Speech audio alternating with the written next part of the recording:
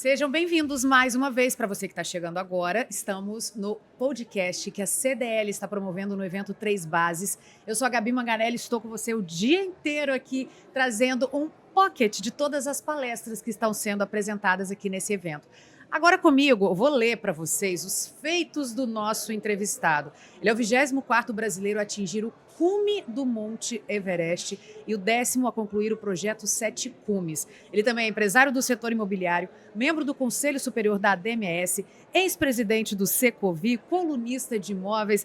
Enfim, eu estou aqui com o Juarez Gustavo Soares. Juarez que, como vocês perceberam, gosta de lugares, né? Dos mais inusitados e também dos que as pessoas vivem da melhor forma.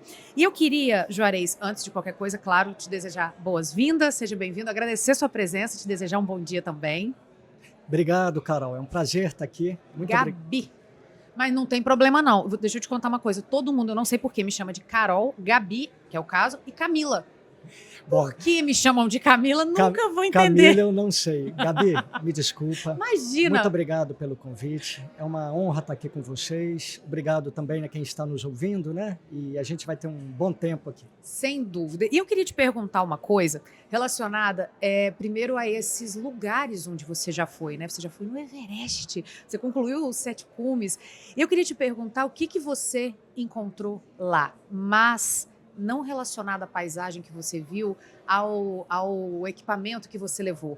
Quando você concluiu todas essas escaladas, essas subidas, não sei qual é o termo técnico correto, pode até me corrigir também, o que você encontrou? Essa é uma pergunta bastante filosófica, né, Gabi? Não que é? você está me fazendo. Depois que eu fiz, né? eu também achei ela, nossa, Sim, profunda. Profunda. Mas ela é muito interessante, especialmente se considerarmos que o período para a conclusão desse projeto Sete Cumes foi o período de 21 anos. Então, naturalmente, a pessoa que começou esse projeto não é a mesma pessoa, em grande medida, daquela que o terminou. Então, foram várias fases da vida que foram cumpridas durante esse processo, né? Para se ter uma ideia, quando eu comecei o processo, o projeto, eu tinha um filho só, o Davi. Então, o João, meu segundo filho, nem era nascido, né? Eu penso assim, puxa, eu já tive vida, né, antes dos meus filhos. Mas eu talvez pudesse responder essa sua pergunta da seguinte maneira. Eu acho que, ao fim disso tudo, o que eu encontrei, né? Talvez eu tenha encontrado um pouco mais de mim mesmo e um pouco mais de Deus, no sentido dessa relação, sim, mais transcendental, sabe? Então, eu acho que é a possibilidade da gente sair um pouquinho daquela redoma em que nós vivemos e talvez observar, assim, a nossa vida através de uma outra perspectiva. Isso traz um processo, né, de conhecer a si mesmo, para ficar na filosofia, né, Ficou de muito conhecer filosófico a si o nosso mesmo, assunto. né, de uma forma bastante intensa, assim. Que é ver além, né? Porque a gente que está acostumado ali com a vida, com o cotidiano, de repente, por mais que a pessoa seja um esportivo em outras áreas, quando você é desafiado por uma montanha, quando você vê que, na verdade, não é você quem controla, acho que muita coisa fica evidente ali, né? Sim, eu acho que o contato da natureza, né, todos os esportes relacionados à natureza, eles deixam muito claro justamente isso, né, o nosso tamanho diante de algo que é muito maior do que a gente. Então, ali tem um elemento que a gente nunca vai conseguir controlar, né, que é justamente a natureza. No caso da montanha, são os fatores climáticos, né? Então, lidar com essa realidade, né, de coisas que nós não controlamos, acho que dá uma dimensão mais precisa do nosso tamanho, acaba dando uma dimensão mais precisa também, até do tamanho dos nossos problemas. E com isso a gente consegue estabelecer de uma forma mais clara as prioridades, o que realmente importa e o que talvez não seja tão importante assim. Nossa, sensacional. Gostei. Acho que isso ilustra bem o que a gente está conversando, né? Agora vamos voltar para a parte prática. Eu acho que uma pergunta que muitas pessoas devem fazer a você, e de fato é uma curiosidade de quem nunca vivenciou tudo isso, o que acontece lá, ou o que você passou que a gente nem imagina às vezes, em relação a dificuldades ou em relação a coisas que você realmente presenciou? O que tem de memorável, além, claro, né, do grande feito, nessas subidas? Bom, no caso do Everest, especificamente, foi uma coisa, talvez algo que está presente, mas que a gente nunca pensa sobre isso, que é a morte, a finitude nossa. A morte, ela permeia o Everest desde o início. Então, por exemplo, quando a gente está preenchendo os formulários para entregar ao governo do Nepal ou à empresa a qual nós contratamos para fazer a expedição, a gente tem que deixar uma declaração do que fazer com o nosso corpo, caso a gente morra. Se você quer deixá-lo na montanha, se quer trazer para a parte baixa, se quer trazer para o Brasil. Então, de repente, eu me vi falando, puxa, a possibilidade de eu não voltar, ela é real. Apesar dessa possibilidade existir diariamente, a gente não lida com ela. Exatamente. Entendi. Exatamente. E outra coisa curiosa relacionada a essa questão é que eu não me dei conta disso, só me dei conta disso quando eu voltei. Mas que na semana antes de eu viajar para o Everest, de repente eu me vi ligando para amigos que eu não falava há muito tempo, me vi buscando resolver, sabe, essas pendências com determinadas pessoas que a gente tem, além, claro, de ter deixado tudo preparado assim para minha família, relacionado às questões financeiras e tudo mais. Então, de repente, eu vi que eu meio que estava me preparando assim para eventualmente não voltar. Não tive consciência disso na época, isso veio depois, mas eu achei assim bastante curioso. E essa relação assim com essa finitude, com a morte, ela não vem de uma forma assim lúgubre, pesada. Não, ela vem de uma forma bastante natural, vamos dizer assim. E isso eu acho interessante, porque, ora, isso faz parte, né? Faz parte, da nossa vida. É o que a gente estava comentando agora há pouco. Todos os dias, quando a gente sai de casa, a gente pode ser atropelado, ter um mal súbito, tudo pode acontecer, mas a gente nunca considera. Isso que você falou de que uma semana antes você se viu ligando para pessoas, isso é muito... Chega a ser emocionante, né? Sim. Porque a gente tem tanta certeza de que amanhã eu ligo, que quando você mensura que pode ser que o amanhã não chegue, você toma atitudes que normalmente você não tomaria. Exatamente. E eu achei legal a gente falar disso porque é um evento de alta performance, é um evento que trata também da parte sentimental, psicológica, né? Um pouco disso tudo que é o eu, que é o mental. E quando a gente está diante de uma pessoa que tem grandes feitos como esse, a tendência é que a gente pergunte, né? Como é que é o equipamento? Como é que é a dificuldade para subir, para descer? Como é que é a alimentação? E quando a gente enxerga esse por trás, eu acho que a gente chega numa área nova de algo que você tem a dizer e que é muito legal. Sim, eu gosto muito de dar uma enxadada além, sabe? Então, tem aquelas questões que a gente enxerga na superfície, tem aquelas questões que a gente enxerga com uma enxadada e tem aquelas mais profundas, conforme você falou, que a gente precisa cavar um pouquinho mais, né, para conhecer ou para ter acesso a elas. E eu penso que essas experiências de expedições em alta montanha, elas nos proporcionam essas oportunidades, sabe? Da gente ir um pouquinho além nessas outras questões que talvez no dia a dia, na correria, a gente não acessa. Não acessa. Agora, eu inverti um pouco ali, né, a dinâmica do podcast, que geralmente é perguntar por que você subiu, de onde veio a ideia, o que você aprendeu. Agora que a gente já viu o por trás, né, de tantas coisas que você retornou com isso, vamos pro caminho normal das coisas. Por que você olhou para o maior pico do mundo e falou, eu vou lá? Como é que foi isso? De onde veio esse seu desejo? Sim, ele não foi o início, né? Então, inicialmente o Everest era uma total impossibilidade para mim. E eu sou muito racional, então eu não consigo olhar para o Everest e falar, eu vou subir o Everest, se eu não entender que eu tenho condições para isso. Então, naturalmente, teve uma sequência de outras montanhas onde eu fui me qualificando, me capacitando, conhecendo as minhas reações diante dos desafios, né, que essas montanhas apresentavam, até que chegou o momento onde eu pensei, puxa, não sei se eu vou conseguir, mas eu acho que já dá para olhar para o Everest com outros olhos. Um olhar já dá para cogitar, né? Já dá para cogitar.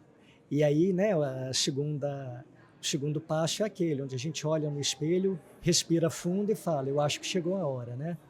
Imagina esse momento. Como é que é a sua relação com o esporte? Você sempre foi ligado a esporte, e aí você foi evoluindo até fazer. Vocês chamam de escaladas ou de subidas ou tanto faz? Escalada, Escalada. normalmente, é. Escalada. Você começou como? Ascensão. Porque você falou que foi um processo até chegar no Everest. Mas qual que foi a É. primeira ali, a sua primeira aventura? Eu sempre fui ligado a esporte, né? Então eu, quando garoto, criança, adolescente, assim, eu nadava, competia, nadava pelo Praia Tênis Clube. Aí depois fiquei assim dos 20 aos 30 anos completamente sedentário, só aquela pelada de fim de semana que minha mulher me proibiu porque eu sempre chegava machucado. A combinação de uma vontade excessiva e uma falta de talento é perigosíssima, sabe? Entendi, imagino. E aí, quando eu fiz 30 anos, eu estava assim, a vida é feita de ciclos, né? Então eu estava num momento de transição desses ciclos, e aí eu estava bastante inquieto, fazendo uma série de questionamentos, assim, de escolhas que eu havia feito até então, de maneira que me deu um desejo muito grande de fazer uma aventura. E eu fiquei pensando o que fazer, fui para o Pico da Neblina, no Amazonas, a maior montanha do Brasil, na selva, um lugar simplesmente espetacular. E lá eu conheci uma japonesa que havia subido o Kilimanjaro. E de noite ela ficava contando aqueles casos e eu só pensando, meu Deus, onde eu estava que eu não conhecia esse mundo? Aí quando eu voltei, eu comecei a pesquisar sobre o Kilimanjaro e me deparei com esse mundo do montanismo, me deparei com o projeto Sete Cumes, mas não dava para eu falar, olha, eu tenho como meta o projeto Sete Cumes. Não dava na época, tanto por questões físicas, como técnicas, como financeiras, mas eu já estava apaixonado pelas montanhas, então eu sempre colocava uma montanha na frente. Então, ora, os Sete Cumes não era uma possibilidade, mas tinha sempre uma montanha que era possível. Só explica o que é esse projeto Sete Cumes, por favor. Sim, perfeito. Que a gente lidou com tanta naturalidade, né? Mas às vezes claro. A pessoa que está ouvindo não sabe exatamente. Claro, desculpa. Não, imagina. O projeto Sete Cumes é um projeto tradicional assim, do montanismo mundial, que consiste em subir a montanha mais alta de cada continente. Não são as 7 montanhas mais altas do mundo, é a mais alta de cada continente. E aí, naturalmente, vai englobar a maior do mundo, né? Que no caso o Everest, que é a maior do continente asiático. Perfeito. São quantos dias de subida do Everest? 60 dias de expedição. Nossa, 60 dias. É longo. Você pensava em quê nesses 60 dias? Claro, além de chegar no alto da montanha e voltar vivo. Mas olha, o que passa na cabeça? Mas vamos combinar o seguinte, pensar em chegar no alto da montanha e voltar vivo, você já ocupou. É um bom sua pensamento. Cabeça, você já ocupou boa parte da sua cabeça. Mas era um pensamento, era curioso, porque ao mesmo tempo que era um olhar para esse objetivo, né, de chegar no cume, de tentar o cume, de estar pronto para o ciclo do cume, do Everest, ao mesmo tempo era composto de dia a dia, sabe? É muito pesado você pensar em 60 dias, tudo que tem para acontecer, tudo que pode acontecer, porque uma certeza a gente tem, a estratégia do início não é a estratégia que vai nos levar ao cume. Então, muita improvisação, né, terá que ser feita em função de intempéries. E isso vai fazendo com que você vai sucumbir à ansiedade que isso traz, ou então você vai ter que viver dia a dia, sabe? Então, a cada dia eu pensava, bom, o que a gente vai fazer hoje? É uma tarefa, é uma aclimatação, é um ciclo. Então, cada dia tinha aquela tarefa do dia e era ali que estava o meu pensamento. Mais uma vez, é porque a gente está fazendo essa rodada de entrevistas e todos vocês, cada um com uma linguagem diferente ou não, cita o fazer um pouquinho todos os dias para se chegar num grande resultado. E isso é muito interessante, porque passou aqui o organizador do evento, passou aqui um empresário, passou aqui um palestrante relacionado até a religiosidade. Todos vocês, de uma forma ou de outra, disseram isso também. E é bacana a gente trazer esse conceito, sim, né? Porque nos tempos de hoje, essa ansiedade gigante de que amanhã eu tenho que estar no topo, né, de uma montanha, né? Seja qual for o seu objetivo, isso tudo coloca a gente num lugar de organização, assim, de planejamento também. Sim, veja só, né, você dizendo, né, que várias pessoas de vários segmentos, com diversas experiências, o que é comum a todas elas, né, é fazer aí o dia a dia, dar o primeiro passo, né, e na verdade é isso, os grandes objetivos são compostos de pequenos, né, dia a dia você colocar uma pedrinha aí até estar com esse muro, pronto, né. Perfeito. O que você apresentou na palestra que você ministrou agora há pouco? Além disso tudo, tem algum outro ponto também que você quer que as pessoas saiam daqui sabendo? Eu procurei trazer uma perspectiva lado B do que se espera em relação a uma subida ao Everest. Em que medida, né? Respondendo talvez a seguinte pergunta: bom, se eu faço tudo certo, o que pode dar errado? Ou seja, se eu cuidei de toda a preparação, de todo o planejamento, de tudo que está na minha mão, de uma maneira impecável, o que pode dar errado? Estou anotando, tá? Adorei a frase. E é justamente esses fatores mentais e emocionais, sabe? Tanto é que quando a gente pisa no Everest, sabe qual a regra de ouro? É não machucar e não adoecer. Dá-se de barato que, se você está ali, você tem a experiência para estar, você sabe o que está fazendo, você está bem preparado e tem um bom planejamento. De maneira que ali, naquele momento, é você cuidar de você mesmo para não machucar e não adoecer, porque é isso que pode te tirar do jogo. E o que te machuca e te adoece no Everest? Não são apenas as questões físicas, são as questões mentais e espirituais. A gente está lidando com muita pressão, com tomada de decisões em condições muito cruciais, extremas. em condições extremas. Então a gente fica num nível de ansiedade mesmo muito grande. O custo de oportunidade para você estar ali é muito alto. De maneira que esses fatores emocionais e mentais, eles podem te derrubar.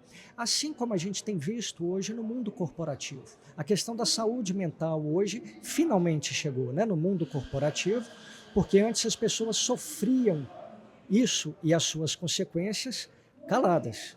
E hoje, pelo menos, já tem estudos e já tem uma certa acolhida em entender que esse é um problema real e que não é porque a pessoa é fraca, não tem resiliência, nada disso não, porque realmente pode acontecer. Então, a gente ter esse cuidado mental e emocional é fundamental. Então, eu busquei na minha apresentação, na minha palestra, jogar a luz para esse lado. Não para o lado, talvez, daquilo que a gente pense de preparação, de planejamento. Ok, isso é importante? É tão importante que é pré-requisito. Mas o que pode te tirar do jogo, sabe? E aí eu trouxe 3 elementos assim, né? Um que não tem jeito, se você está lidando com grandes objetivos, você vai ter que encarar as suas verdades. E normalmente essas verdades são inconvenientes, elas estão relacionadas ao medo que você tem de algumas questões. Então é lidar com o seu medo, aquele medo que talvez você nem tenha consciência dele, sabe? E a outra questão é compreender também e aceitar a sua vulnerabilidade, né? Pedir ajuda. Isso não está relacionado a ficar reclamando, tampouco a terceirizar a responsabilidade, nada disso. Mas é entender o seu tamanho e que diante de grandes objetivos você não vai conseguir realizá-los sozinho. Você vai precisar de ajuda. E por fim, isso que a gente falou há pouco, essa visão da perspectiva 100% no agora, né? Então, está com o olhar no cume, mas está com o olhar na tarefa que você tem que cumprir no dia de hoje também. Perfeito. Juarez, a sua entrevista foi muito interessante. Muito obrigada pela sua presença aqui no evento e também no nosso podcast, porque você trouxe uma ótica diferente do que a gente imaginava em relação a um atleta, em relação a uma atividade física, em relação a um feito como esse, que são questões que às vezes a gente não se dá conta de que acontecem, no seu caso, de forma extrema, né, ali numa montanha como essa, mas no nosso dia a dia realmente, que na hora de lidar com as coisas, as emoções são muito semelhantes. Então, eu queria te agradecer, muito obrigada mais uma vez, e te convidar já para os próximos, para você sempre ter algo a acrescentar para a gente. Obrigada, Juarez. Eu que agradeço o convite e a oportunidade. Tá certo, obrigada, bom dia. Bom dia.